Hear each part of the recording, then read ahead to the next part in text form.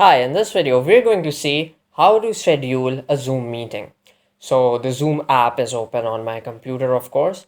And to schedule a meeting, I would simply click schedule. In here, you could see this little calendar sign as well. I would just click on this and it would give me a whole lot of options which I could follow and amend according to my needs. So the first thing I need to do is decide the meeting name.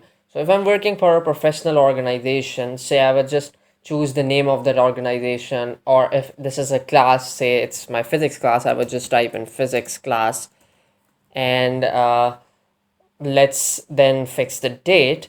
So this is the date given to me by default. If I would like to change it, I just click on this little drop down menu and I could of course select any dates from the coming months and from the coming week as well. So let's say that I'm just keeping this meeting on Tuesday, the 30th of March, and then of course a suitable time should be selected. Of course, this is not a very appropriate time. So let's say I want to keep it for 10 a.m. and here. Then I could set the duration. This gives the number of hours, this gives the number of minutes. And do remember that if you're using the free version, you have a limit of 40 minutes and you cannot schedule a meeting which goes for longer than 40 minutes. If you do, then you have to upgrade it first.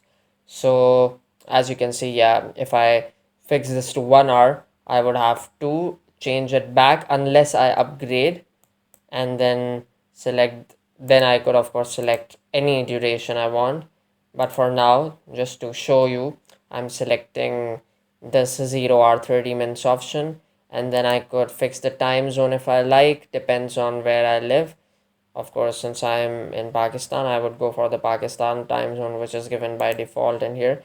And if this is a recurring meeting, I could, of course, notify anybody else to just meet in this particular date every week or every day or every month, depends on how I schedule it. And then we come to the meeting ID. It could generate it automatically as well, or it could allow me to choose my personal meeting ID, and this is given to me in here as well.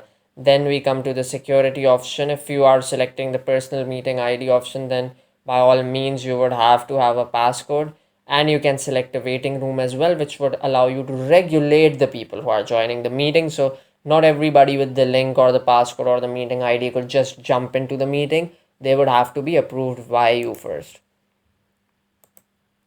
Let's just select this automatic generation option for now, and then we come to these options. This is the video option. Of course, this would allow me to enable my video or disable it. I could of course do it during the meeting as well, so that is not a problem. Then coming to the participants video, if I select it on off, then of course they won't be able to share their own videos. And then the calendar could be available to me if I like. I could choose any of these: Outlook, Google Calendar, or any others which I have. And then these are the advanced options. Here this is about enabling the join before the host. So if you have not joined in there, this option would allow any other users with the passcode and the meeting ID to join before you if you are late for some reason. Then this is about muting participants upon entry. This is a suitable option if you are working under a professional environment, of course, because when people join, there might be some background noise which you would want to limit, and you could, of course, select that. And then this problem would not be faced by any of you in the meeting. And then this is about recording the meeting on the local computer, which means that a video file would be saved, which you could later view for your own use. So once you've done that, you would just click on save, and voila, your meeting has been scheduled. So this is how you schedule a meeting on Zoom.